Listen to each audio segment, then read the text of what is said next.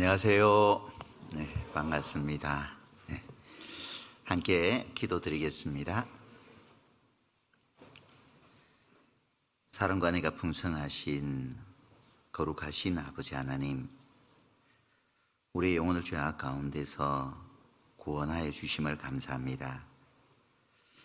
주일 아침을 맞이하여 저희들 말씀 앞으로 불러주시고 말씀을 통해서 위로와 또 힘을 얻을 수 있는 은혜의 시간 갖게 하심을 진심으로 감사드립니다.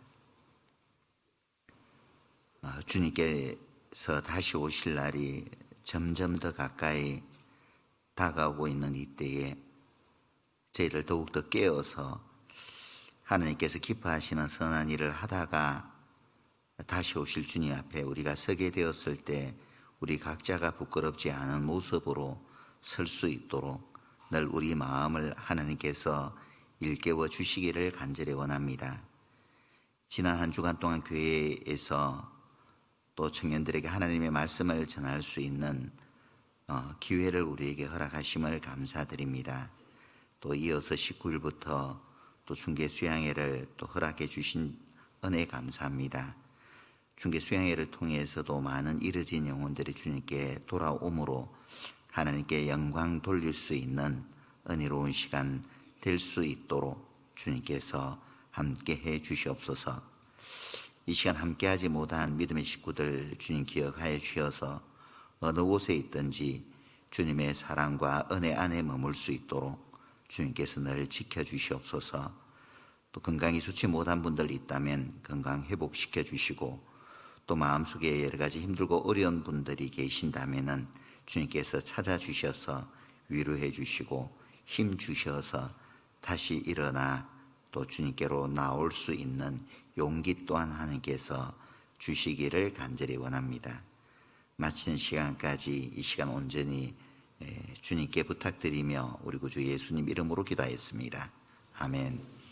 같이 구약성경 창세기 35장입니다.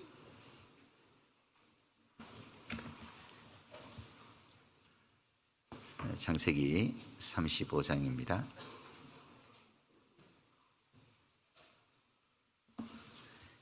1절부터 제가 읽어보겠습니다. 하나님이 야곱에게 이르시되 일어나 베델로 올라가서 거기 거하며 네가 내 형 에서의 낯을 피하여 도망하던 때에 네게 나타났던 하나님께 거기서 단을 쌓으라 하신지라. 야곱이 이에 자기 집 사람과 자기와 함께한 모든 자에게 이르되 너희 중의 이방 신상을 버리고 자신을 정결케 하고 의복을 바꾸라. 우리가 일어나 베델로 올라가자. 나의 환난 날에 내게 응답하시며 나의 가는 길에서 나와 함께 하신 하나님께 내가 거기서 단을 쌓으려 하노라 하며 그들이 자기 손에 있는 모든 이방 신상과 자기 귀에 있는 고리를 야곱에게 주는지라. 야곱이 그것들을 세겜 근처 상수리 나무 아래 묻고 그들이 발행하였으나 하나님이 그 사면 고을들로 크게 두려워하게 하신 고로 야곱의 아들들을 추격하는 자가 없었더라.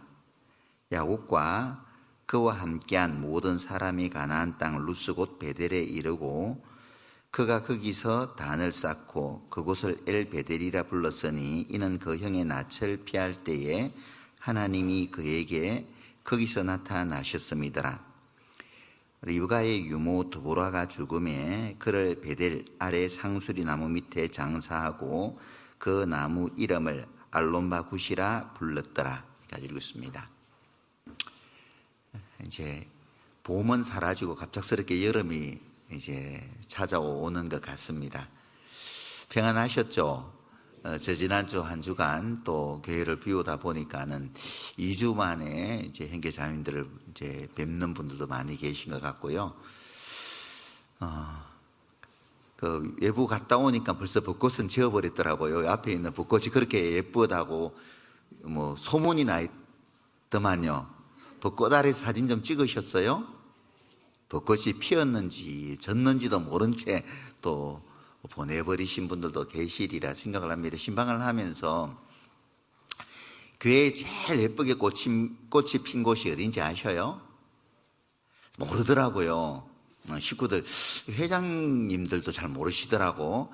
제일 예쁘게 꽃이 피어 있는 곳이 바로 교회 뒤편에 있는 어린 아이들 노는 방방이 있는 곳이 제일 지금 예쁘게 단장되어 있습니다. 예쁜 꽃들이 활짝 피어 있는데, 그런 것을, 예쁘게 꽃 피어 있는 것을 이제 모르는 분들이 의외로 좀 교회 가운데 많이 계신 것 같아요.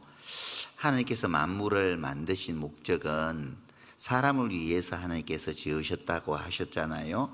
하나님께서 만물을 아름답게 만드신 이유는 왜 그랬겠어요?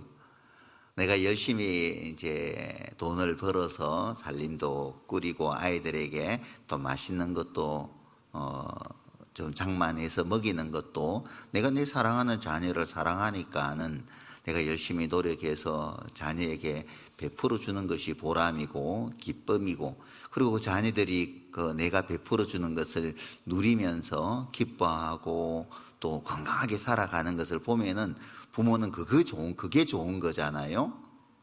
부모가 어떤 거 좋은 옷을 입혀줬는데도 뭐 고맙다 말도 없고 예쁘다 말도 없고 말이죠. 맛있는 것을 장만해줘도 엄마 너무 맛있어요. 이렇게 어떻게 맛있는 솜씨가 이렇게 좋아요. 뭐 이렇게 말도 안 하고, 이거 정말 속상하잖아요. 먹으면서 허겁지겁 먹으면서 어떻게 이렇게 맛있게 만드셨어요 하면서, 그런 왠지 신이 나듯이 하나님께서도 이렇게 봄이 되면은 이제 이런저런 꽃들이 활짝 피어 있는데, 그 핀 꽃을 보면서 이 꽃들은 어떻게 이렇게 아름답게 생겼을까? 이것은 너무 아름다워 멋있어 하면은요, 하나님도 어떻게 보시겠어요? 허무하시지 않겠어요? 나를 위해서, 우리를 위해서 하나님께서 아름답게 지으셨는데. 지난 선거날에 또 교회에 이런저런 꽃들을 많이 심어놨습니다. 혹시 보셨어요? 여기저기 들어오는 입구부터 시작해서 주변에 뺑 둘러 화단에 이르기까지 꽃나무도 많이 심고, 또 이제 6월 7일 되면 활짝 필 장미도 여기저기 많이 심어놨습니다. 하나님의 은혜를 또 생각하면서 누릴 수 있도록 하기 위해 교회 여기저기 단장도 해 두었습니다. 어쨌든 우리에게 베풀으신 하나님의 사랑과 은혜는 참으로 크다 생각을 합니다. 그 은혜를 누리면서 기쁨과 감사함 속에서 여유롭게 살아갈 수 있는 우리가 되었으면 하는 바람입니다. 사실 바쁘게 살아가지만은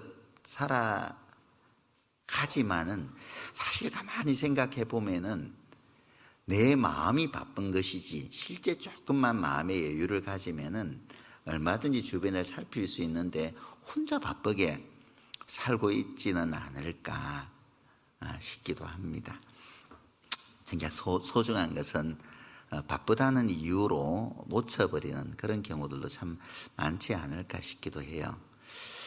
자, 오늘은 베들로 돌아가자라는 이제 주제로 말씀을 이제 전해볼까 합니다. 우리가 삶을 살다 보면은 크고 작은 많은 경험들을 하죠.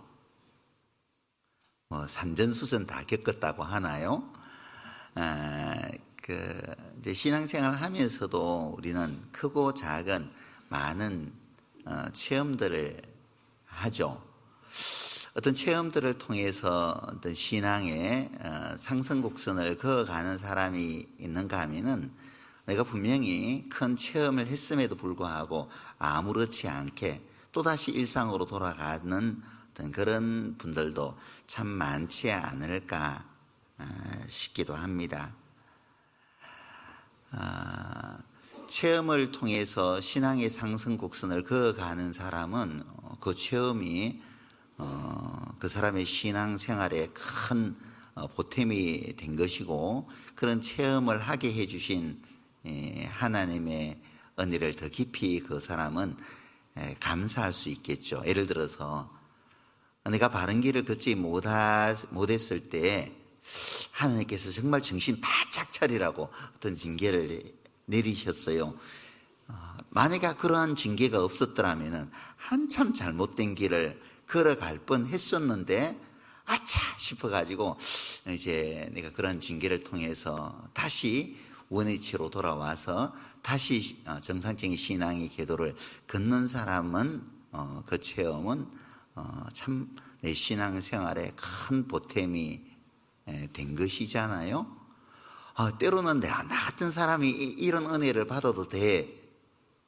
정말 나는 주님을 위해서 한 것 없는데 너무 하나님께서 나에게 은혜를 많이 주신 것 같아.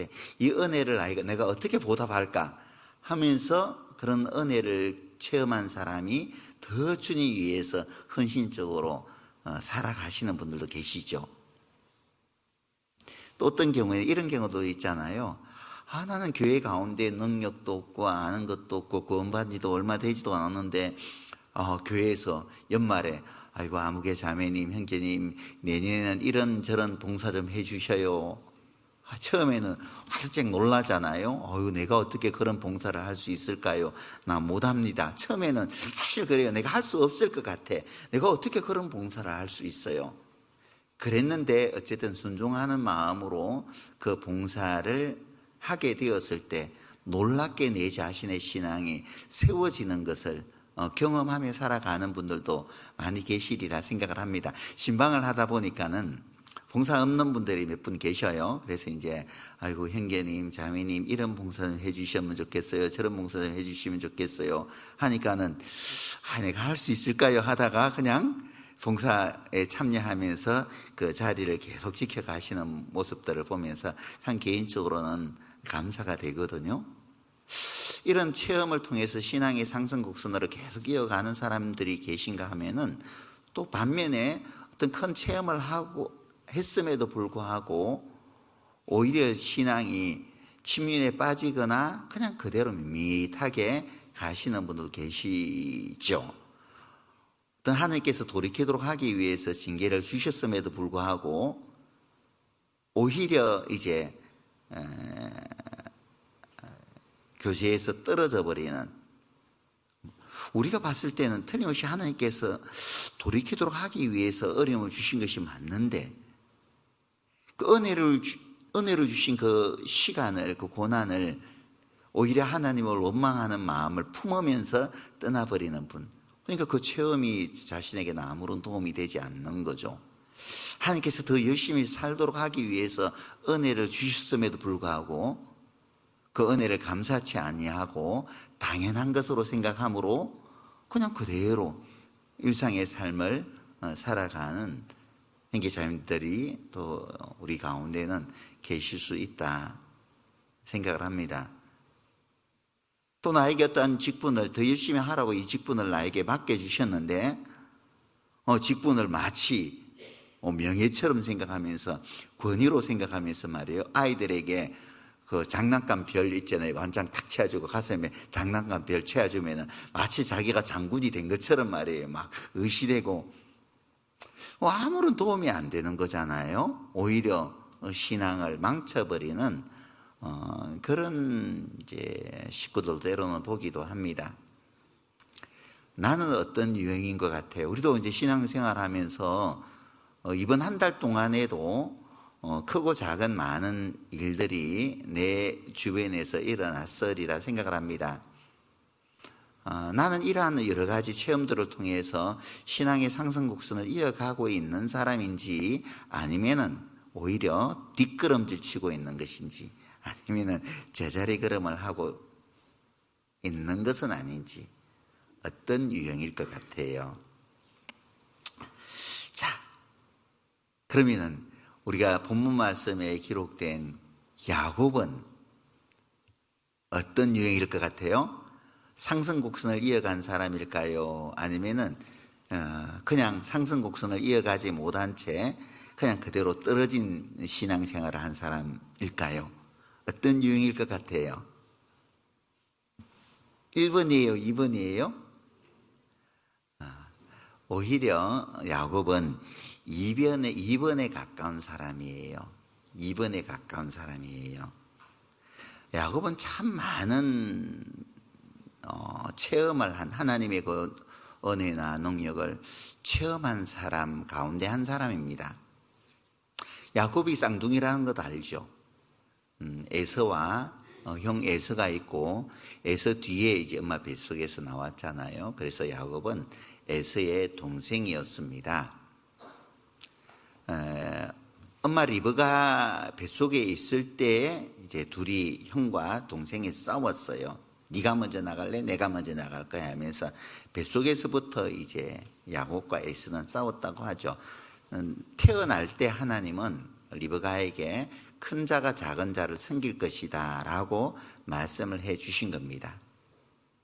복중에 두 아이가 있는데 큰 자는 작은 자를 섬길 것이다 라고 미리 하나님께서 말씀을 해 주셨어요.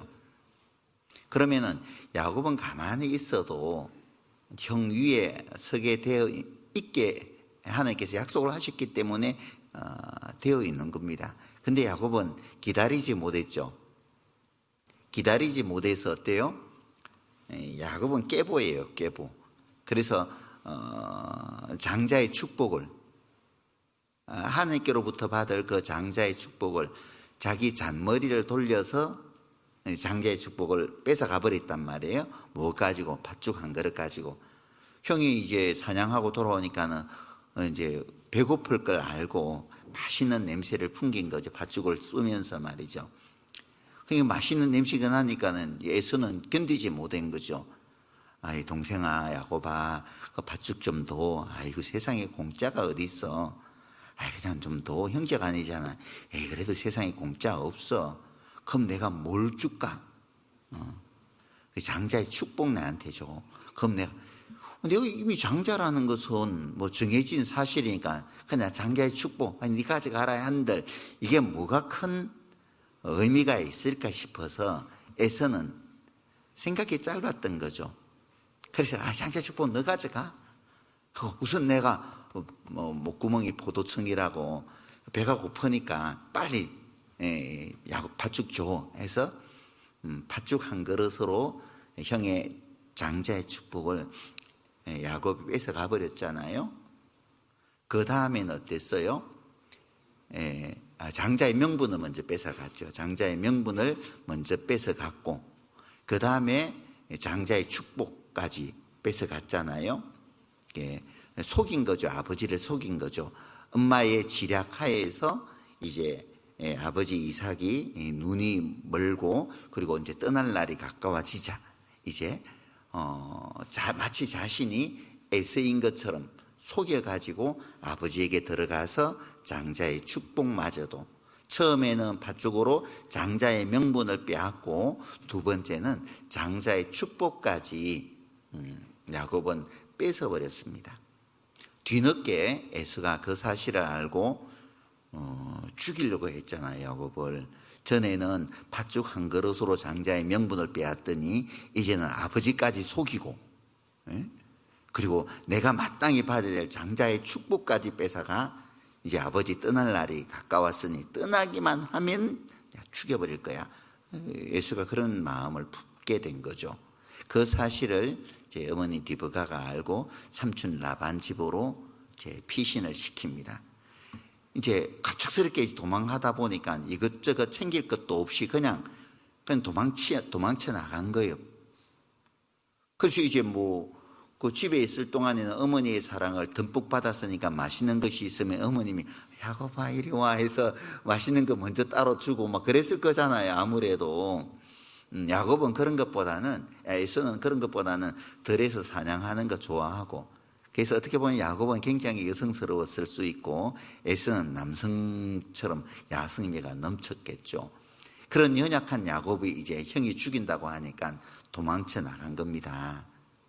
그리고 삼촌 라반 집으로 떠나는데 밤에 이제 잠잘 곳이 없는 거예요. 들판에서 잠잘 곳이 없으니까 어때요? 이제 돌베개 베고 차라하게 이슬 맞으면서 잠을 잤었죠. 그죠?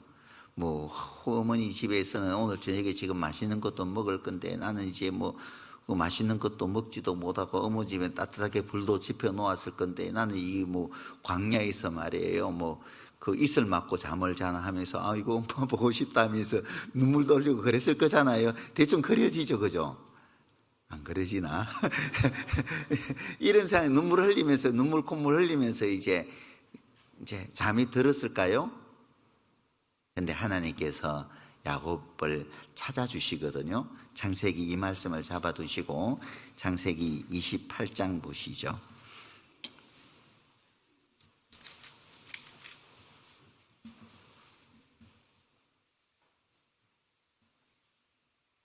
11절 한 곳에 이르러는 해가 진지라 거기서 유숙하려고 그곳에 한 돌을 취하여 베개하고 거기 누워 자더니 꿈에 본적 사닥다리가 땅 위에 섰는데 그 꼭대기가 하늘에 닿았고 또 본적 하나님의 사자가 그 위에서 오르락 내리락 하고 또 본적 여호와께서 그 위에 서서 가라사대 나는 여호와니 너의 조부 아브라함의 하나님이요 이삭의 하나님이라 너 누운 땅을 내가 너와 네 자손에게 주리니 네 자손이 땅의 티끌같이 되어서 동서남북에 편만할지며 땅의 모든 족속이 너와 내 자손을 인하여 복을 얻으리라.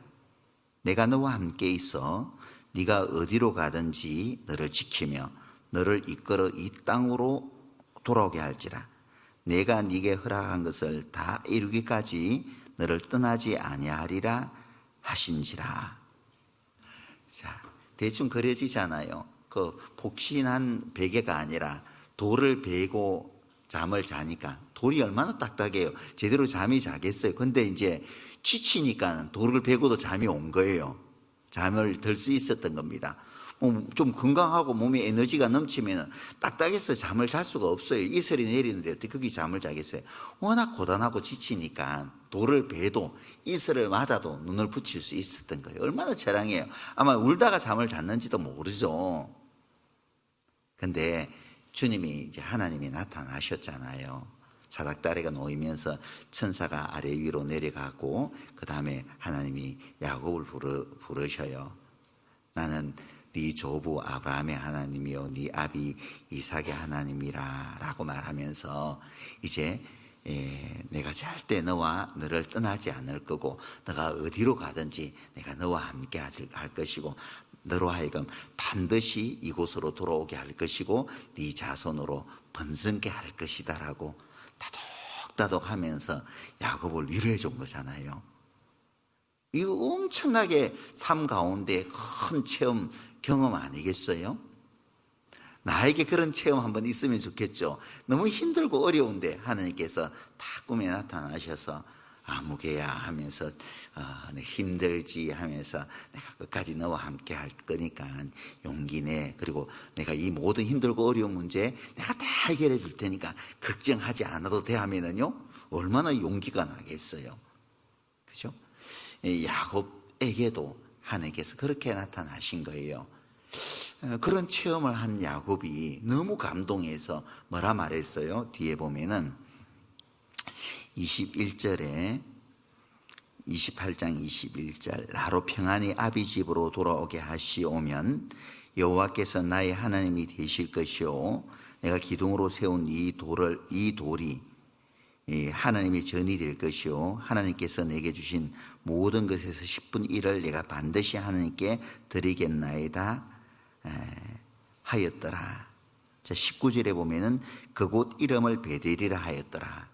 베델에서 하나님께서 야곱에게 나타나셨고 그 하나님의 위로를 들은 야곱은 하나님께서 약속대로 나를 이곳에 돌아오게 하시면 이곳에서 단을 쌓고 하나님을 섬기겠노라고 이제 베델의 언약을 한 겁니다. 야곱은.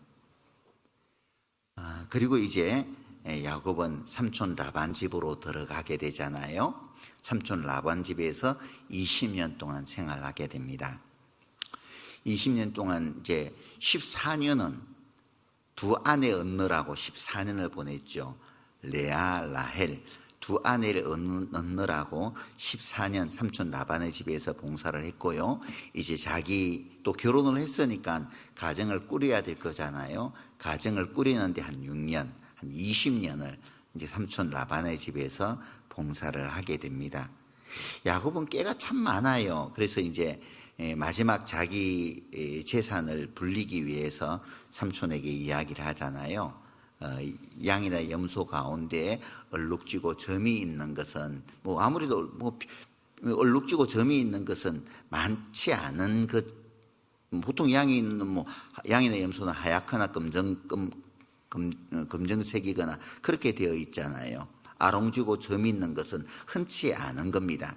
근데 이제 삼촌에게 이 양이나 염소 가운데 간혹 가다가 아롱지거나 점이 있는 것이 이제 나올 수 있는데, 아롱지거나 점이 있는 것은 구분하기 좋게 앞으로 태어나는 것은 내 것이고, 뭐 흰 것이나 검정 것은 워낙 많으니까 흰 것이나 검정 것이 새끼가 나면 다 이거 삼촌 것이요 하니까 삼촌 좋죠.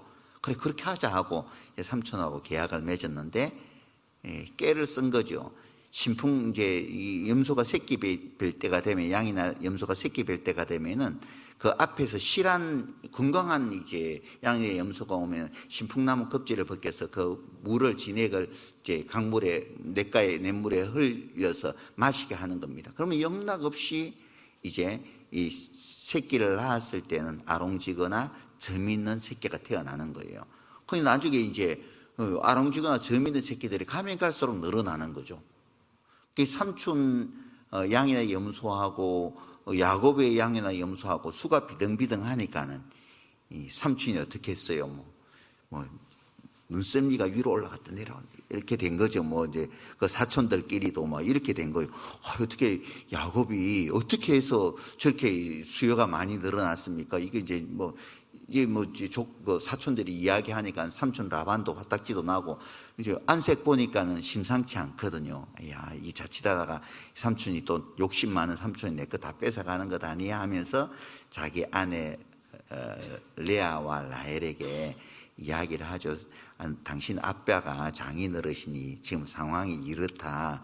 그래서 내가 하나님이 주시는 것을 내가 어떻게 보면 깨를 쓴 거죠. 뭐 그냥 자연적으로 뭐 아롱지거나 점 있는 것이 나온 게 아니라 꾀를 써서 새끼 뵐 때 신풍나무 껍질을 벗겨서 냇가에 풀어서 이제 아롱진거나 점 있는 것을 자기 소유로 삼은 것이거든요. 마지막 순간까지 야곱은 끊임없이 꾀를 쓴 거예요. 잔머리를 굴린 거죠, 어떻게 보면은요. 그래서 이제 삼촌이 전과 같지 않다라는 이야기를 하니 자기 아내도 팔은 안으로 굽잖아요. 팔은 안으로 굽으니까 그래 우리 아빠가 우리 팔아먹은 거야. 14년간 당신이 우리 얻으려고 아버지 봉사한 거 그 정말 아버지 잘못한 거야. 그러면서 이제 갑시다 해서 어떻게 한 거예요? 어떻게 보면 야곱이 야반도주 한 거죠. 야반도주 한 거예요. 뭐 장인어르신한테 아이고 장인어르신 그동안 보살피 주셔서 감사합니다 하고 떠난 게 아니에요. 20년을 같이 살았으면 그래도 말이에요. 아유 우리 장인어르신 장모님 우리 이제 아무래도 고향 땅으로 가야 될 것 같습니다. 아버지도 돌아가시고 그래서 고향 땅으로 갈게요 한 게 아니라 자칫 이제 자기 재산 다 잃을 수 있을 것도 같으니 이제 야반도주 한 거예요. 이제 라헬하고 레아 데리고 그리고 이제 종들 데리고 이제 소유를 다 이끌고 야반도주한 겁니다. 그런데 뒤늦게 이제 그걸 안 거죠. 삼촌 라반이 안 겁니다. 그래서 이제 뭐 갑작스럽게 자기 딸이나 손주들을 데리고 간 것뿐만 아니라 그 라반의 집에 수호신으로 이제 섬겼던 드라빈까지도 라헬이 몰래 훔쳐간 거거든요. 화가 머리 끝까지 이제 올라와서 이제 라반이 종들과 함께 야곱을 추격하게 됩니다. 근데 나중에 따라잡았죠. 근데 하나님께서 라반에게 나타나셔서 뭐라 말씀하시냐면은 뒤로 조금 넘겨서요 31장 말씀 보시죠.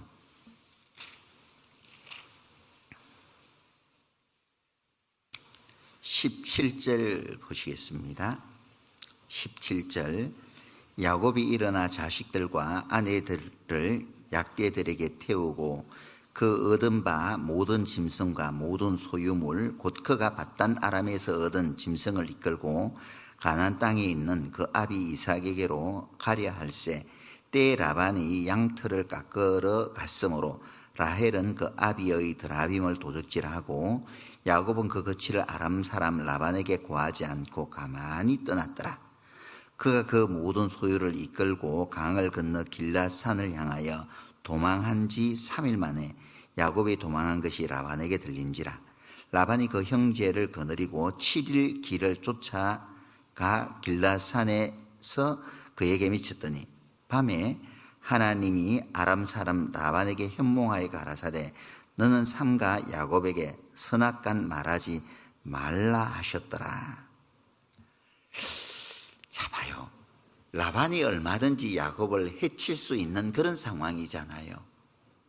말도 하지 않고 그 손주들과 그리고 자기 딸들을 데리고 떠난 것도 화딱지가 난데, 그리고 이제 그 한때 뭐 염소나 양이 물론 자기 것은 아니지만 얼마든지 자기 것으로 만들 수도, 뭐 구실을 삼아서 자기 것으로 만들 수도 있는데 그 모든 소유물을 이끌고 더더군다나 자기 집을 지키는 수호신인 드라빔까지도 훔쳐가지고 갔으니, 물론 야곱은 라헬이 드라빔을 훔쳤다는 사실을 몰랐을 수도 있을 거예요. 어쨌든 라반은 모든 것을 잃은 거잖아요. 그래서 이제 자기 아들들과 종들을 데리고 추격을 한 겁니다. 3일 후에 그것을 알고 7일 만에 야곱에게 도착할 수 있었던 거예요. 얼마나 괘씸하겠어요. 막 허겁지겁 말을 타고 낙태를 타고 쫓아오면서 잡히게만 해봐 내가 가만히 두나, 그리고 이제 다 뺏어 가버릴 거야 뭐 이러면서 뭐 쌍심지를 켜면서 뭐 추격하지 않았겠어요? 그런데 하나님께서 라반에게 나타나신 거예요. 건들지 마. 하나님께서 라반에게 나타나셔서 건들지 마 하니까는 뒤에 보시죠. 그 29절에 보면은 28절에 보면은 31장 28절에 보면은 나로 내 손자들과 딸들에게 입맞추지 못하게 하였느냐? 네 소유가 실로 어리석도다. 라반의 말입니다. 너를 해할 만한 능력이 내 손에 있으나 너희 아버지의 하나님이 어젯밤에 네게 말씀하시기를 너는 상가 야곱에게 선악간 말하지 말라 하셨느니라. 이제 네가 네 아비 집을 사모하여 돌아가려는 것은 가하거니와 어찌 내 신을 드라빔을 도적질하였느냐. 이렇게 이제 야곱에게 따지는 거죠. 사실 라반이 야곱을 해할 수도 있는 상황이었지만은 하나님이 막아서 야곱을 해치 못하게 했다는 것을 야곱이 라반에게 들은 거예요. 아, 내가 죽을 뻔했는데 하나님이 여기서도 나를 지켜주셨구나. 큰 체험을 한 거잖아 여기서요. 그러면 이제 정신 차리고 정말 하나님의 뜻대로 남은 삶을 살아야 되겠구나, 그 마음 갖는 게 중요하죠. 그죠?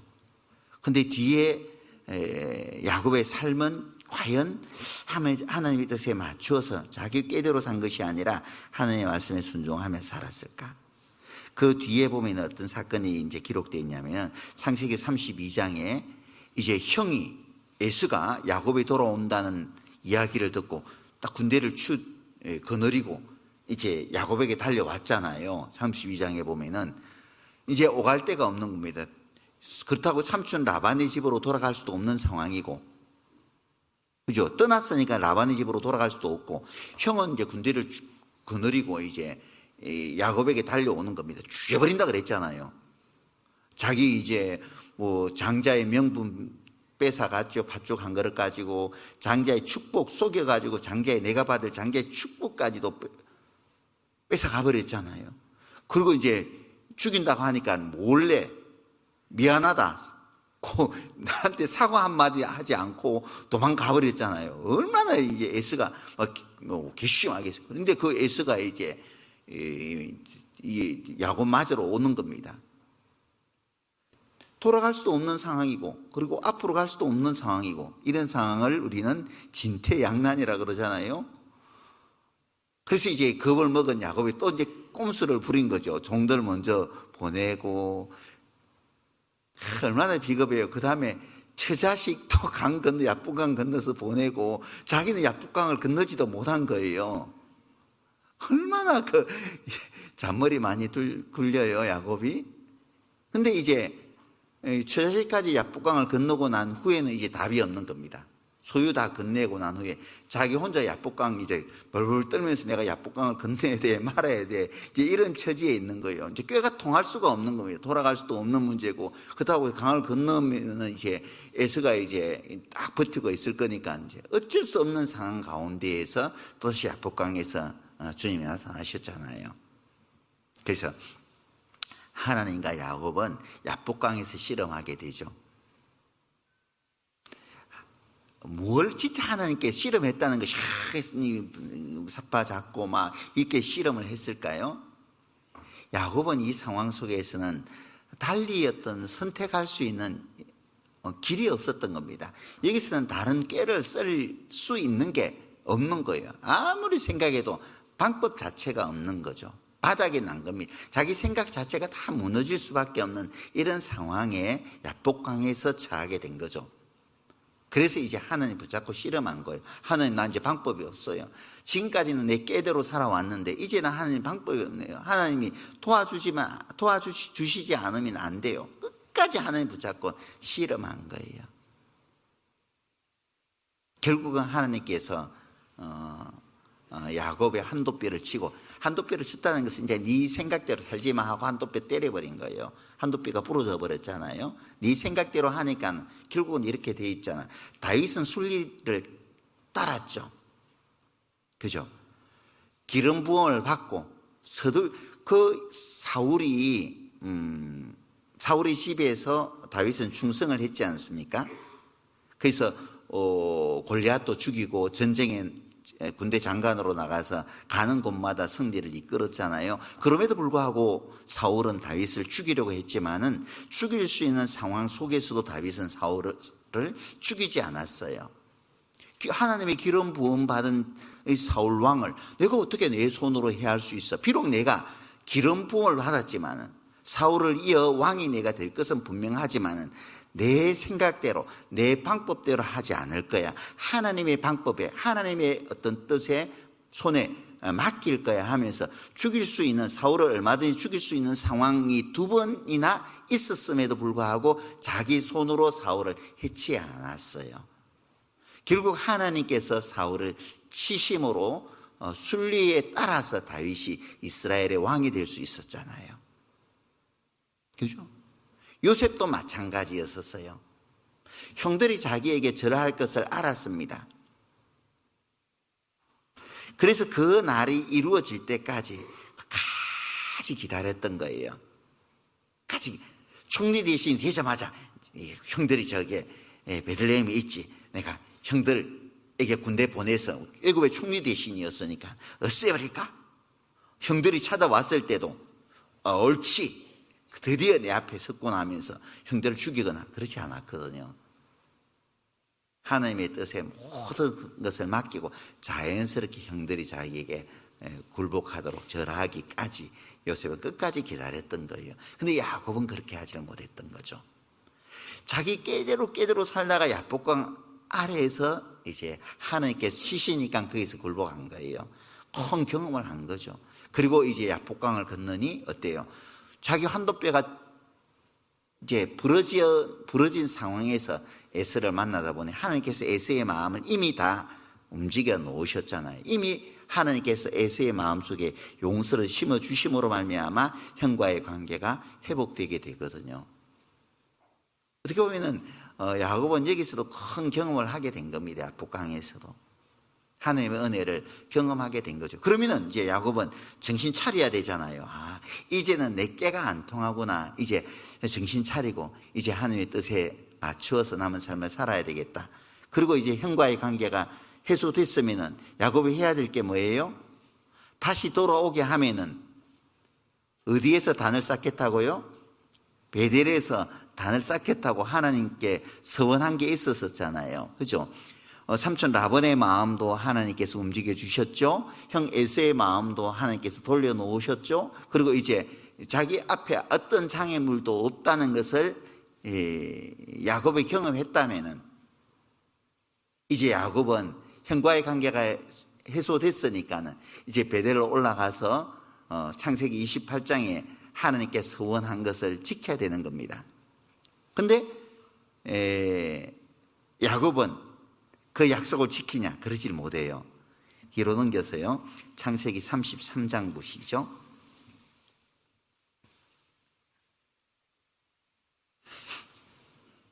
18절입니다. 야곱이 밧단 아람에서부터 평안히 가나안 땅 세겜성에 이르러 그 성 앞에 그 장막을 치고 그 장막 친 밭을 세겜의 아비 하몰의 아들들의 손에서 은 100개로 사고 거기 단을 쌓고 그 이름을 엘렐로헤 이스라엘이라 하였더라. 자, 야복강에서 이런 경험도 하고 했으면은 이제 세겜에서 바로 곧장 베델로 올라가야 되는데 세겜에서 장막을 쳐버린 거예요. 여기 또 안주하겠다는 겁니다. 세겜에 이제 사람들이 살고 있으니, 여기 이제 사람들이 여럿이 살고 있으니까, 여기서 그냥 살까 하고, 뭐 환경이 좋으니까 여기 살까 하고 여기 장막을 쳐버린 거예요.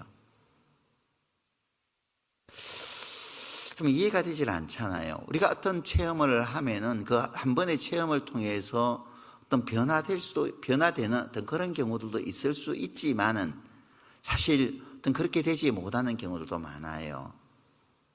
우리의 신앙은 주님 앞에 가는 그날까지 어떤 상황, 그 환경을 통해서 깨지고 무너지고 때로는 실패도 하고 또 바로 서서 하나하나 나아가는 겁니다. 갈라디 4장 19절에 보면은 너희 속에 그리스도의 형상이 이루기까지 내가 다시 너희를 위하여 해산하는 수고를 한다 그랬잖아요. 우리가 완전하지 못하기 때문에 때로는 여러 가지 어떤 환경의 유혹을 받게 될 때 환경의 유혹을 뿌리치지 못해서 그 환경의 유혹에 걸려 넘어질 때도 많이 있다는 거예요. 왜? 완전하지 않기 때문에. 그래서 우리는 부서지고 무너져 가면서 점점 주님을 닮아가는 겁니다. 성화의 과정을 걸어가는 거예요. 한 번의 어떤 일로 인해서 한순간에 바꾸어지는 어떤 그런 경우도 있지만은 바꾸어지지 못한 채 계속 또 자빠지고 넘어지고 세워져서 한 걸음 한 걸음 우리는 주님 앞에 이르는 그날까지 나아가도록 설계되어 있는 거예요. 그런 체험을 통해서 우리의 신앙이 더욱더 하나님은 다져지기를 원하신다는 거죠. 지난 한 주간 동안에도 내 삶 가운데 어떤 일들이 일어났었는지 몰라요. 사람이 마음으로 자기의 길을 계획할지라도 그 걸음을 인도하는 분은 하나님이시라고 말씀을 하셨잖아요. 우리의 삶 가운데 펼쳐지는 모든 일들은 하나님의 뜻하신 가운데서 이루어지는 하나의 소소한 사건들인 거예요. 나의 유익을 위해서 하나님은 어떤 환경들을 펼쳐 놓으시는 것인데 그 환경들을 감사함으로 다 내 것으로 습득하면은 받아들이면은 내 삶의 어떤 신앙의 성장의 자양분이 되는데 그냥 우리는 그 내 삶 가운데 하나님께서 은혜를 깨닫도록 하기 위해서 더 하나님의 사람으로 온전히 세우기 위해서 어떤 환경들을 주셨는데 그것을 인지하지 못한 채 흘려보내버린다면은 하나님께서 나에게 주신 그 모든 환경은 나에게 아무런 소용없이 그냥 버려져 간다는 겁니다. 이러한 것이 우리 일상의 삶 가운데 계속 반복적으로 일어나는 거예요. 근데 우리가 깨어 있을 때 나에게 주어지는 그 일이 은혜로 나에게 주신 것을 알게 되고 그 은혜를 내 신앙의 성장의 계기로 우리는 삼고 더 내 자신의 삶이 주님을 닮아가는 그 삶을 더 성화에 이를 수 있는 그런 삶을 살아갈 수 있는 거죠. 자, 세겜에 머물러서 야곱에게 어떤 일이 일어나 버렸어요? 만약에 세겜성에서 바로 통과했으면은 자기 딸 디나가 세겜 하몰의 아들에게 겁탈당하지 않을 수 있잖아요. 그죠? 근데 세겜에 머물 때에 자기 딸 디나가 세겜성이 어떻게 되었나 보자 해서 세겜성 안으로 34장에 보면은 돌아가다가 거기서 하몰의 아들에게 겁탈을 당해버렸잖아요. 만약에 아버지가 야곱이 정신 차리고 세겜에서 머물지 않았으면 일어나지 않을 일을 하나님께 서원한 것을 잊어버리고 세겜에 머물므로 말미암아 자기 딸에게 치명적인 상처를 아버지가 안겨주게 된 거죠. 그러면은 그리고 또 어떤 일이 벌어져 버렸어요? 자기 아들들을 살인자 만들어 버렸잖아요. 디나의 오빠들이 말이에요. 자기 여동생이 겁탈당했다는 것을 알고 세겜 사람들에게 또 장꾀를 부렸잖아요. 자기 아버지처럼. 우리 디나 줄 테니까 우리가 뭐 할례받지 않은 사람에게 우리는 우리 여동생을 줄 수 없으니 너희들 할례하면은 그 동생 이제 너희들에게 그 시집 보내게 해줄 테니까 할례 받아라 하니까는 좋다 생각하고 이제 세겜 사람들이 세겜의 남자들이 할례를 받았잖아요. 고통의 극에 이르렀을 때 디나의 오라비들이 올라가서요 세겜 남자들을 다 죽여버렸잖아요. 졸지에 살인자 만들어버린 거예요. 야곱이 한순간의 선택을 잘못함으로 말미암아 자기 딸 디나는 겁탈을 당하게 되었고 자기 아들들은 살인자로 만들어버린 겁니다. 참 그러니까 우리가 신앙생활 하는데 정말 잘해야 되는 이유가 거기 있는 거예요. 내가 신앙생활을 잘하고 그 정말 하나님과 올바른 관계 가운데 갈 수 있다면 내 자녀들도 정말 믿음 안에서 올바로 세울 수 있음에도 불구하고 내 자신이 한순간 잘못된 선택을 함으로 인해서 자녀들에게 큰 어려움을 안겨줄 수도 있다는 것은 참 놀라운 것 아니겠어요? 정말 우리가 더 잘 살아야겠다라는 그런 마음을 갖게 만들어주는 사건입니다. 자, 이런 세겜에서 일어난 여러 가지 일련의 사건 후에 그러면 이제 야곱은 큰 체험을 했으니까 안 되겠다, 야 정신 차리고 빨리 베델로 올라가야지 하고 베델로 올라가면 되는데 그대로 머물러 있는 거예요. 창세기 35장 보죠. 1절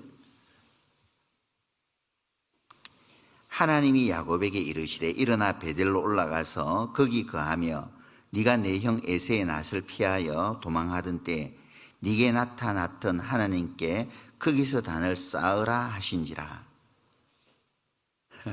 하나님이 야곱을 찾아오신 거예요. 야곱이 하나님께 찾아간 게 아니고 계속 세겜에 머물러 있는 정신 차리라고 그냥 오늘 어머니에서 이제 점심 간식으로 체리를 좀 갖다 놔야 되겠네요. 체리를 먹어야지 정신이 체리진다고. 형제들이 정신을 못 차리면은 저녁에 체리를 자꾸 주면은 정신을 차린다고 합니다. 자녀가 정신을 못 차리면 체리를 먹여보세요. 정신 차리고 학업에 전념하지 않을까. 방수 씨 감사합니다. 정신을 차리게 해주셔서.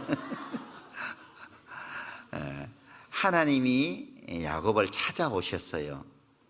왜? 야곱이 정신을 차리지 못하니까. 그래서 하나님께 서원했던 것을 하나님께서 야곱에게 다시 일깨워 주잖아요. 베델로 올라가서 거기서 단을 쌓아야 되지 않겠냐. 나와 서원한 건 너 잊은 것 같아야. 그러니까는 너 베델로 돌아가서 단 쌓아야 돼 라는 말을 하니까 그제서야 야곱이 정신이 든 거예요. 그리고 이제 자기 가족들에게 우리 세겜에 여기 머물러 있으면 안 돼. 더 크고 어려운 일들을 만나게 될 것 같으니 이제 베델로 올라가자 말을 건네는 겁니다. 2절 보시죠. 야곱이 이에 자기 집 사람과 자기와 함께한 모든 자에게 이르되 너희 중에 이방 신상을 버리고 자신을 정결케 하고 의복을 바꾸라. 우리가 일어나 베델로 올라가자. 야곱이 자기 집 사람에게 이제 우리 정신을 차리고 베델로 올라가자. 베델로 올라가자라는 이 말은 그냥 지리적으로 그냥 베델로 올라가자. 라는 것에만 국한되어 있지 않아요. 베델의 언약을 상기시킨 겁니다. 다시 이제 무너진 신앙을 세우자는 거예요. 세워야 될 것을 베델로 올라가서 거기서 단을 쌓아라 할 때부터 하나님은 이것을 염두에 두고 야곱에게 말씀을 하신 것이고, 야곱도 자기 가족들에게 그런 취지로서 이야기, 베델로 올라가자. 하나님을 떠나서 우리가 할 수 있는 게 아무것도 없어. 내가 지금까지 내 잔깨로 살아왔지만은 잔깨로 살아온 결과가 이 정도밖에, 내 딸을 정말 딸에게 치명적인 상처를 안기게 했고, 내 자식들마저도 살인자로 만들었으니 이 모든 것은 내 잔깨로 살아온 결과니까 다시 하나님을 처음 만났던 베델로 올라가자. 첫사랑을 회복하자. 어떻게 보면 그런 의미라 말할 수 있을 거예요. 우리가 하나님과의 관계가 무너지면은 모든 것을 다 잃게 되어져요. 신앙의 자리를 지키지 못하는 사람들 우리 가운데 참 많이 있습니다. 찬송가 351장인가요? 내 주 예수 주신 은혜 하늘 것만. 내 주 예수 주신 은혜 하늘 것만 나 주님께 드린 것은 참 적으니 주 예수여 내 정성을 받으소서. 주님께 받은 은혜는 참 크고 큰데 내가 지금까지 살아오면서 주님께 그 은혜를 보답한 것은 어느 정도일까? 우리 찬송가는 주님 다시 배울 날이 날로 날로 다가와 그 찬양하잖아요. 주님 다시 배울 날이 날로 날로 다가오고 있다면은 정신을 차리고 정말 주님 맞이할 준비해야 되지 않겠어요? 그럼에도 불구하고 은혜 받은 것은 가마득하게 잊어버리고 내 육신의 삶에 매몰되어서 오늘 하루하루를 살아가고 있는 것은 아닐까? 어떤 기독교 만화에 보니까요, 엄마가 이제 주일 아들한테 이야기를 하는 겁니다. 야야, 주일이니까 교회 가자. 아들이 말해요. 아이고 정말 오늘은 주일 가기 싫은데. 야야, 그래도 너는 가야 돼. 너는 꼭 가야 돼. 주일 가야 돼. 나 정말 가기 싫은데 왜 내가 꼭 그 주일에 나는 꼭 빠지지 않고 가야 돼요? 엄마한테 그렇게 따지니까 엄마가 네가 그 교회 담임 목사잖아.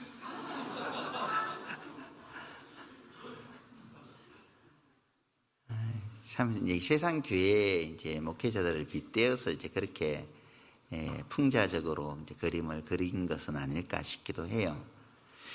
자기의 위치를 몰라버리면은, 자기의 위치를 잊어버리면은 얼마든지 그렇게 될 수 있지 않을까. 우리가 웃잖아요. 우리는 어떻게 보면 이보다 더 큰 일을 해야 될 사람이거든요. 오늘도 신문 보니까 혹시 보셨나요? 아침에 뉴스? 이란에서 드디어 이제 이스라엘에게 미사일 날려버렸잖아요. 그래서 이스라엘 도시 곳곳이 폭격을 당하고 있다. 드론이 이제 곧 날아와서 이스라엘 도시 곳곳에 이제 파괴하게 될 거다. 무인 드론이 날아오고 있다. 뭐 이게 오늘 아침 긴급 속보로 떠 있는 것을 보고 왔습니다. 사실 이제 러시아하고 우크라이나의 전쟁도 벌써 끝나야 될 전쟁이에요. 이렇게 길어질 수 없는 전쟁입니다.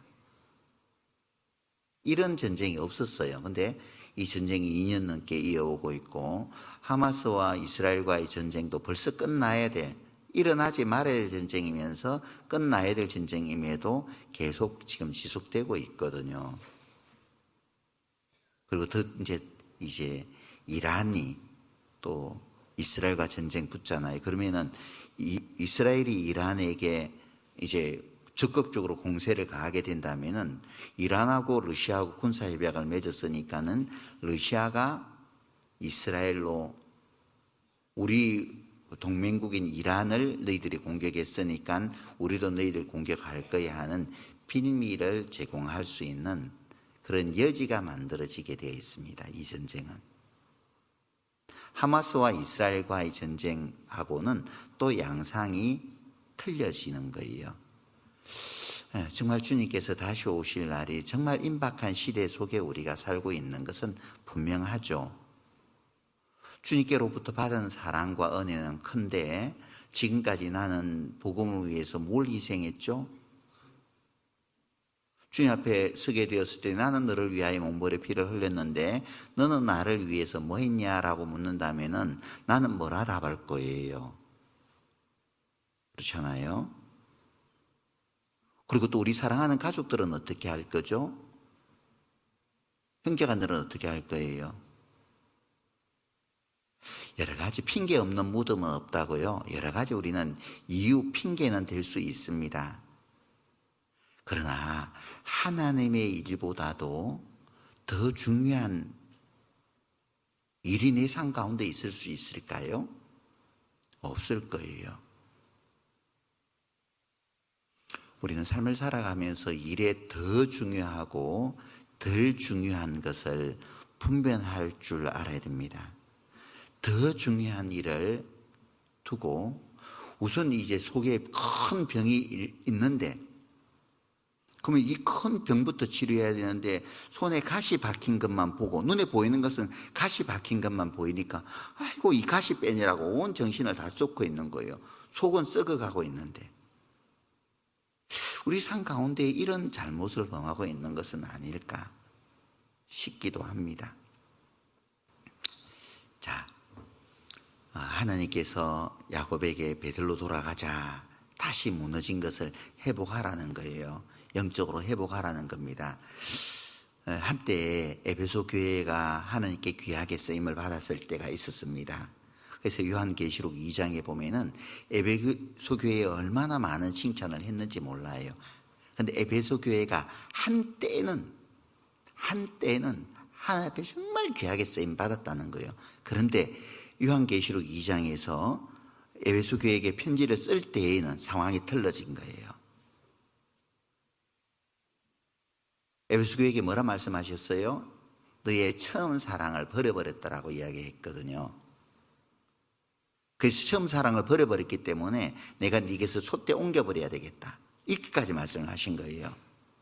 촛대 옮기겠다는 것은 무슨 말이죠? 더 이상 너희들과 역사하지 않겠다는 겁니다. 성령의 역사를 옮기겠다는 거예요. 다른 곳으로. 그래서 에베소 교회에게 네가 어디서 떨어진 것을 생각하고 회개하여 처음 행위를 가져라 라고 말씀을 주신 겁니다. 네 신앙이 어디에서 야곱은 베델에서 그 문제가 생겼죠. 베델에서 주님 만나고 세겜에서 문제가 생겼잖아요. 베델로 돌아가야 된 세겜에 물러 있음으로 그 모든 문제들이 일어났으니 이제 다시 베델로 돌아가야 돼. 하나님께서 이렇게 말씀해 주신 것이거든요. 그럼 나는 에베소 교회는 왜 문제가 왜 하나님이 촛대를 옮겨야 되는 그 상황에 이르기까지 되었어요? 한때는 에베소 교회가 많이 쓰임 받았어요. 우쭐해진 거죠, 영적으로. 고린도전서 10장 12절에 보면은 그런즉 선줄로 생각하는 자는 넘어질까 조심하라라고 말씀을 하셨습니다. 그런즉 선줄로 생각하는 자는 한때는 요즘 꼰대들이 그런 말을 한다 그래요. 나 때는 말이야. 이 꼰대들이 즐겨하시는 어른들이 즐겨하시는 이 젊은 사람들은 굉장히 그런 말 싫어한답니다. 나 때는 말이야. 한때는 말이야. 내가 한때는 이런저런 그거 중요한 게 아니에요. 지금 현재가 어떠냐가 중요하죠. 에베소 교회도 그랬던 거예요. 영적인 자만 우월에 빠졌던 거죠. 한때는 말이야 하면서 에베소 교회 칭찬 참 많이 하세요. 7개 교회 가운데 가장 칭찬이 많은 교회가 에베소 교회예요. 근데 왜 에베소 교회가 그렇게 촛대를 옮겨야 될 상황에 이르기까지 되었어요? 한때는 말이야. 지난날의 과거만 먹고 살았던 겁니다. 우리가 한때는 이랬고 저랬고 막 거창하게 이야기했던 거예요. 근데 지금은 무너져 버린 거예요. 처음 사랑을 잊어버린 겁니다. 잃어버린 거예요. 주님의 사랑도 잃어버리고 주님께서 우리에게 가르쳐준 첫사랑도 서로 사랑하라는 새 계명도 잊어버린 까마득하게 잊어버린 겁니다. 머리가 크다 보니까 판단이라든지 이런 것은 늘어난 거죠. 판단하고 정지하는 것은 빠른데 정말 사랑으로 섬기고 이런 것은 없어져 버린 거예요. 온데간데 사라져 버린 겁니다. 처음으로 돌아가자는 거예요. 에베소 교회에게 말씀하신 것은 처음으로 돌아가자. 처음으로 돌아가자. 제가 영화 본 것 가운데 박하사탕이라는 영화가 있었는데요. 그 사람이 얼마나 이제 한 사람의 청춘이 한때는 참 뭐랄까요, 순진했는데 말이죠.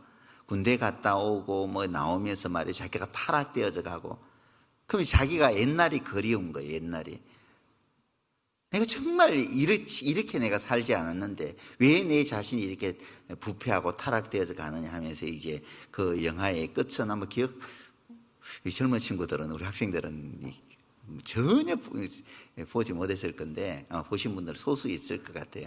그런데 그 철로 위에서 자살로서 삶을 마치거든, 마무리하고 그 주인공이. 그래서 이제 그 오는 기차를 마주 보면서 나 돌아갈래 하면서 마무리되어져요. 옛날로 돌아가고 싶다는 거죠. 이렇게 타락된 부패된 모습이 아니라 정말 옛날에 청순했던 모습으로 돌아가고 싶다라는 그 간절함으로 그 영화가 이제 끝나요. 야곱이 베델로 올라가야 되듯이 우리도 베델로 올라가야 되지 않을까? 에베소 교회가 처음 사랑을 회복해야지 촛대가 옮겨지지 않는다면은 에베소 교회는 빨리 되돌아가야 될 게 처음 사랑을 회복해야 된다는 거예요. 돌아가기 위해서는 어디서 떨어진 것을 생각하고 내 신앙이 어디에서 문제가 비롯되었는지를 생각하는 것이 필요한 겁니다. 그래서 야곱은 그 가족들에게 돌아가기는 돌아가는데 어디서 떨어진 것을 생각하고 무엇을 정리해야 될 것인지를 가족들에게 말씀을 해주고 있는데, 한번 보시죠. 2절에 보면은 야곱이 이에 자기 사람과 자기와 함께한 모든 자에게 이르되 너희 중에 이방 신상을 버리고, 첫 번째는 이방 신상을 버리고, 두 번째는 뭐냐 하면은 자신을 정결케 하고, 씻으라는 거죠. 자신을 정결케 하고, 세 번째는 뭐예요? 의복을 바꾸라. 세 가지 것을 명합니다. 야곱은 우리가 베델로 돌아가야 되는, 무너진 신앙을 다시 회복해야 되는데 돌아가기에 앞서서 우리가 너희들이 가지고 있는 이방 신상을 버리라. 혹시 야곱이 뒤늦게 라헬이 드라빔을 가지고 왔다는 것을 알았을 수도 있겠죠. 틀리면 알았을 거예요.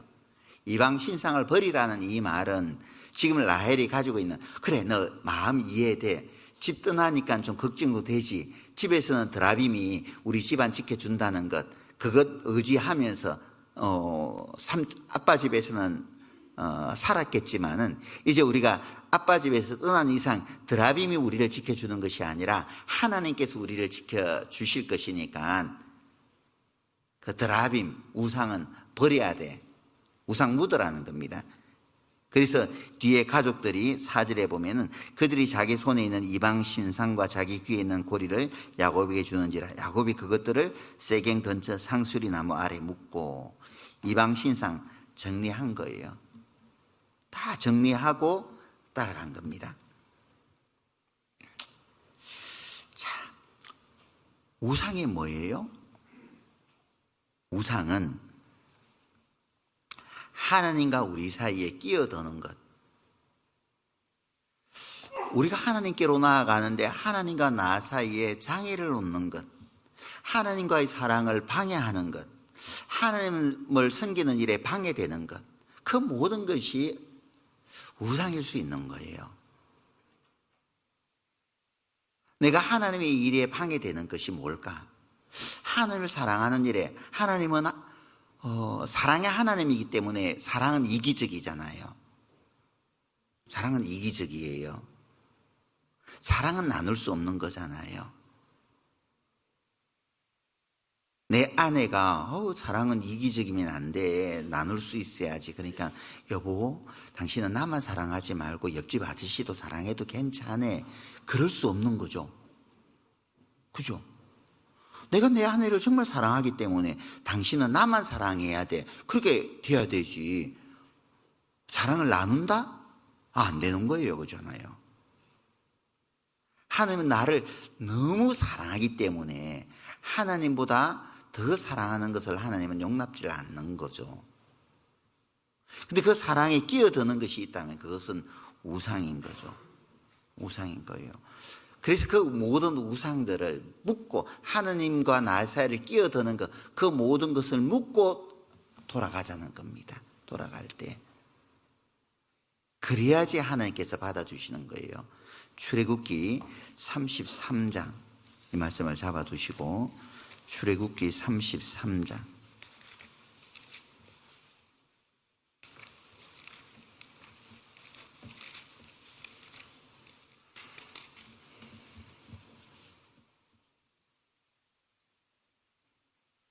3절 너희로 젖과 꿀이 흐르는 땅에 이르게 하리니와 나는 너희와 함께 올라가지 아니하리니 너희는 목이 곧은 백성인즉 내가 중로에서 너희를 진멸할까 염려함이니라 하시니 백성이 이 황송한 말씀을 듣고 슬퍼하여 한 사람도 그 몸을 단장하지 아니하니 여호와께서 모세에게 이르시기를 이스라엘 자손에게 이르라 너희는 목이 곧은 백성인즉 내가 순식간에 너희 중에 행하면 너희를 진멸하리니 너희는 단장품을 제하라 그리하면 내가 너희에게 어떻게 할 일을 알겠노라 하셨습니다.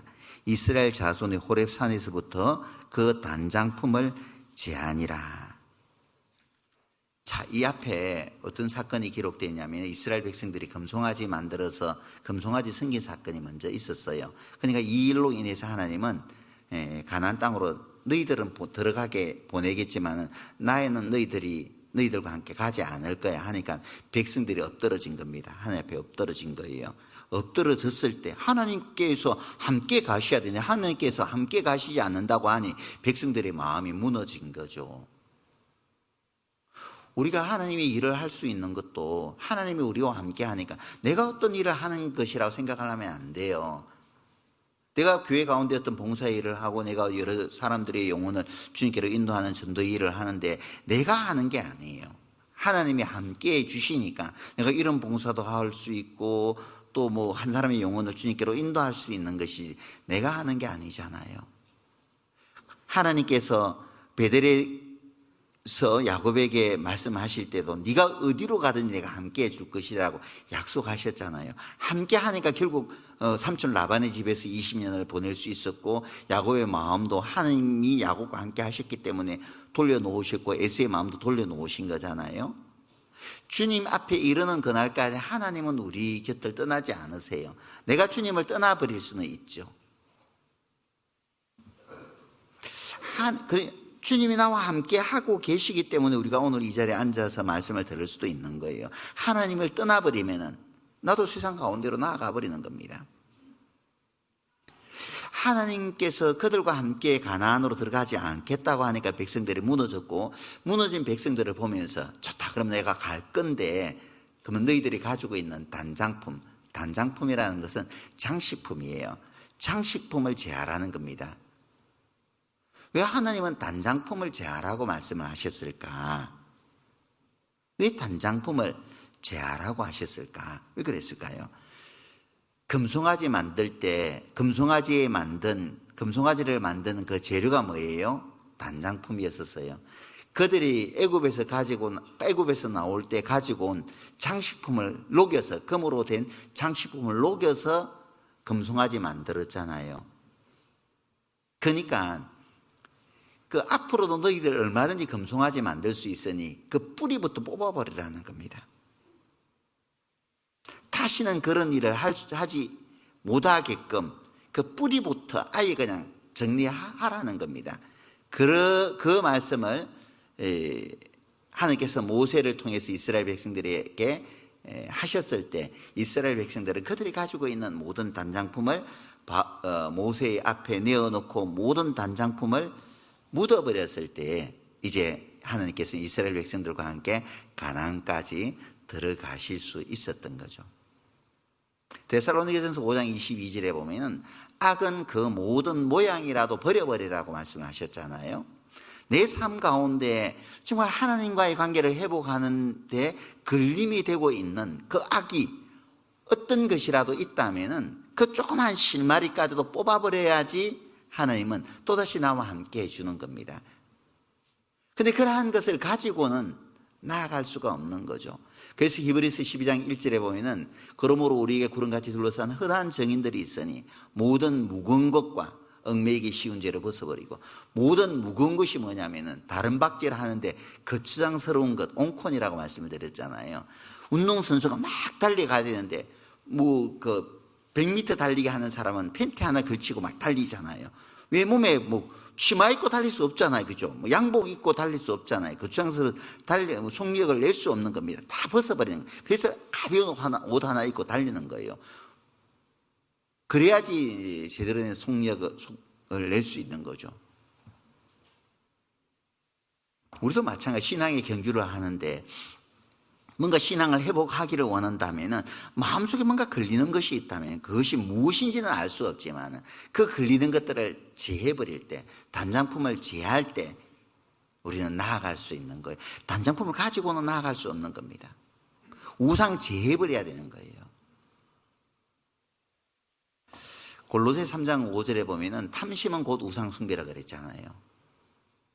탐심은 곧 우상 숭배라. 욕심이 잉태한 적, 탐심이 잉태한 적 죄를 낳고 죄가 장성한 적 사망을 낳느니라.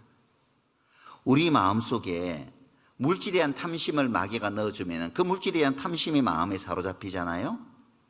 그러면은 물질을 얻기 위해서도 교제에 있음에도 불구하고 그 조금 물질을 얻기 위해서 교제에 빠지는 경우들 많잖아요. 아유, 내가 휴가 보상금이 얼만데 휴가를 내가 빼고 어떻게 가? 휴가 보상금이 20만 원, 30만 원 되는데 말이야.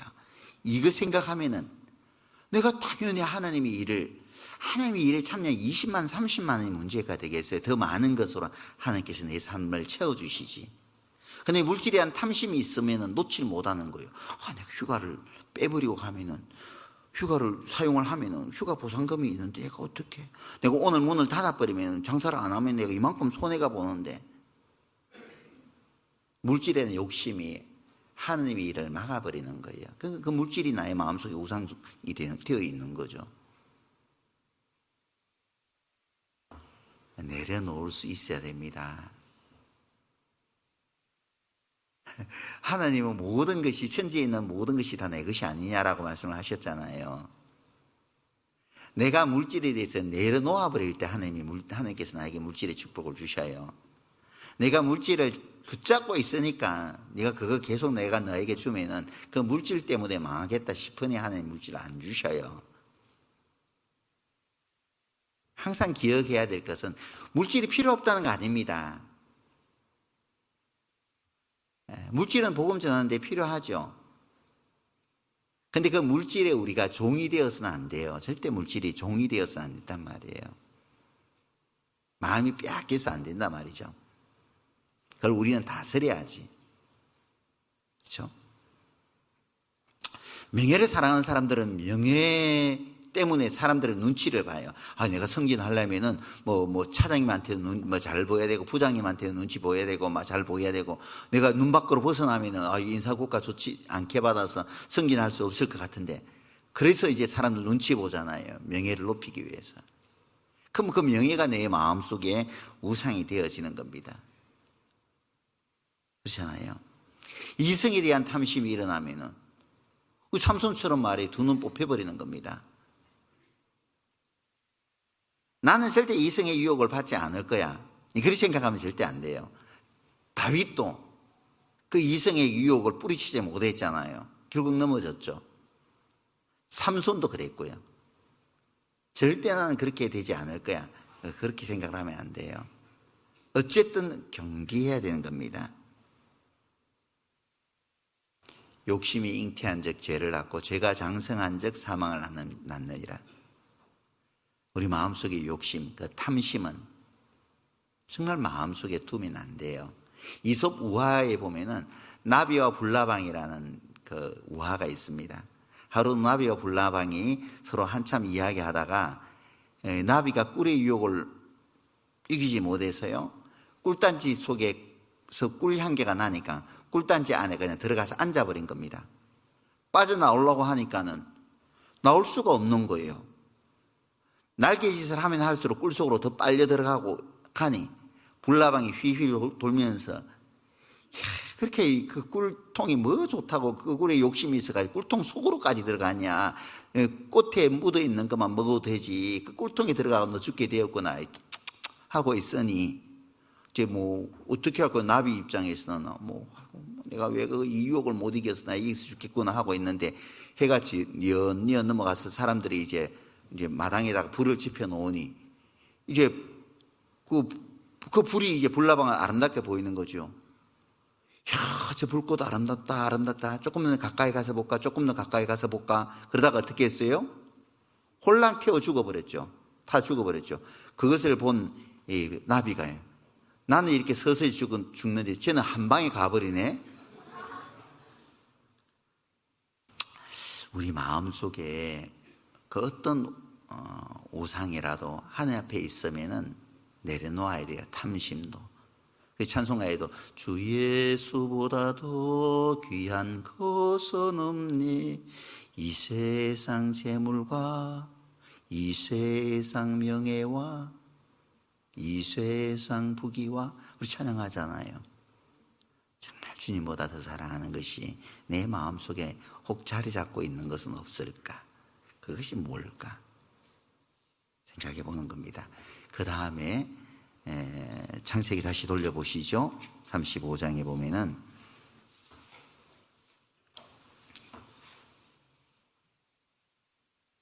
너희 중에 이방 신상을 버리고 그 다음에 자신을 정결케 하고 씻으라는 거죠. 몸을 씻으라는 겁니다. 성결케 하고 더럽히지 말라는 거죠. 더럽히지 말라는 겁니다.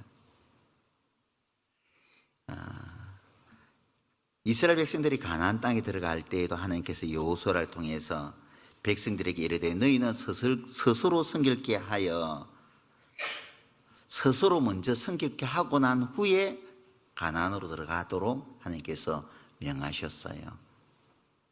내가 하나님의 역사에 참여되기를 원한다면 내 자신을 성결케 해야 되는 겁니다. 깨끗하게 해야 된다는 거예요. 깨끗하게 되었을 때 하나님의 역사에 가나안 전쟁에 정복 전쟁에 나를 써주실 수 있는 거예요. 하지만 내 자신을 더럽힌다면 죄로 인해서 내 자신을 더럽힌다면 하나님의 그 역사에 하나님께서는 참여시켜 주시지를 않아요. 큰 집에는 금과 은의 그릇이 있을 뿐 아니요 나무와 질그릇도 있어 귀 쓰는 것도 있고 천이 쓰는 것도 있나니 누구든지 이 모든 것에서 자신을 깨끗하게 하면 주인의 쓰심에 합당하며 모든 선한 일에 예비됨이 되리라. 이 모든 것에서 자신을 깨끗하게 하면 큰 집에는 금의 그릇도 있고 은의 그릇도 있는데 아무리 금 그릇이라고 할지라도 더럽혀지면 그거를 쓰지 않는다는 거예요. 내가 아무리 능력이 있고 뭐 배운 것도 많고 가진 것도 많다 할지라도 내 자신을 더럽히면 하나님께서 그 사람 쓰지 않아요. 내가 아무리 언변이 좋다 할지라도 내 자신을 더럽히면 하나님께서 그 사람 쓰시지 않습니다.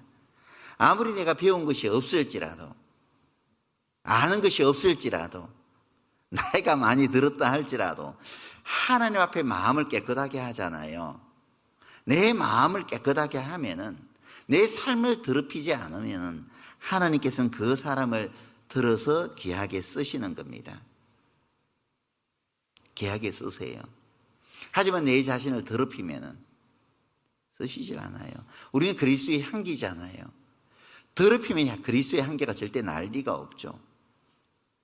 깨끗할 때 내 자신의 삶을 성결케 할 때 내 삶을 통해서 그리스도의 향기가 나오게 되어 있는 겁니다. 하지만 더럽혀 버린다면 사망이 이르는 향기가 나는 서양 사람들처럼 똑같이 욕심 가득히 마음속에 차서 말이에요. 내 것으로 모든 물질도 만들려고 하고 베풀 줄도 모르고 말이죠. 명예의 힘에 딱 차 있어가지고 누구든지 내 자존심을 건들기만 하면 폭발해버리고 그런 사람이 정말 그리스도의 제자라 말할 수 있을까?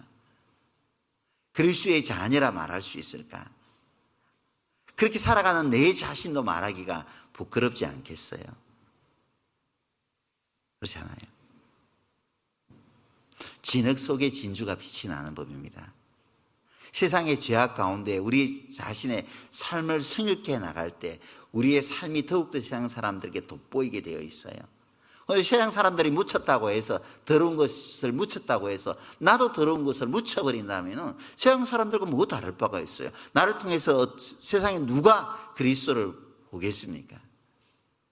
누가 나를 보고 내가 당신처럼 신앙생활 하고 싶어요, 그렇게 하면서 말씀 앞으로 나오겠어요? 그렇게 되지 않을 겁니다. 그렇지 않아요? 그 다음에 마지막으로 한 게 뭐냐면 의복을 바꾸라. 의복을 바꾸라는 것은 뭐예요? 삶의 스타일 자체를 바꾸라는 겁니다. 삶의 스타일 자체를 바꾸라는 거예요. 예전의 삶의 모든 행실에서 벗어나라는 겁니다.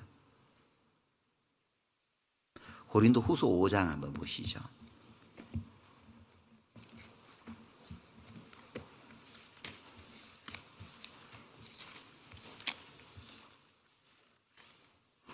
(5장 17절입니다) 5장 17절 같이 한번 읽어봅시다. 그런즉 누구든지 그리스도 안에 있으면 새로운 피조물이라. 이전 것은 지나갔으니 보라 새 것이 되었도다. 그리스도 안에 있으면 새로운 피조물이라. 주님 안에서 우리가 새로운 생명을 얻게 되었잖아요. 이제 하나님의 자녀라는 신분을 얻게 되었습니다. 새로운 피조물이라. 이전 것은 지나갔으니 이전의 어떤 삶의 스타일을 버리라는 겁니다.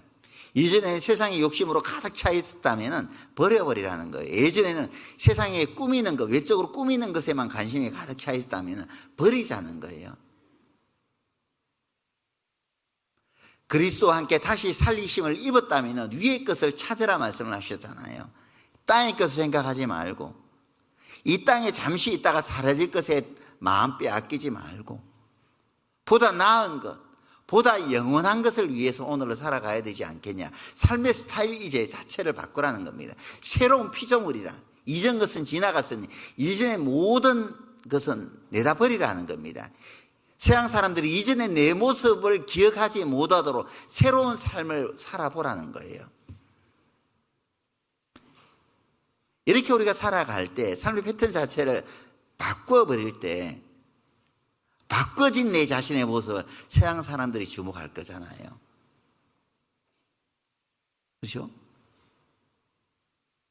바꿔버릴 때 이제 내 마음이 달라지게 되는 겁니다.